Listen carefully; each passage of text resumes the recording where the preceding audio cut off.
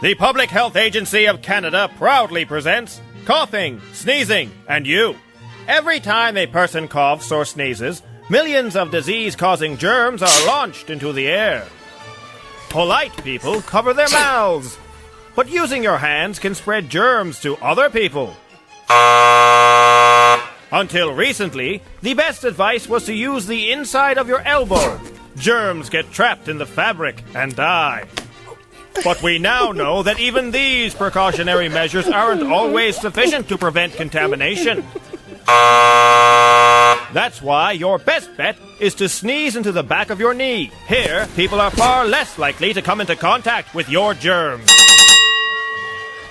Can't reach? Then use the back of someone else's knee.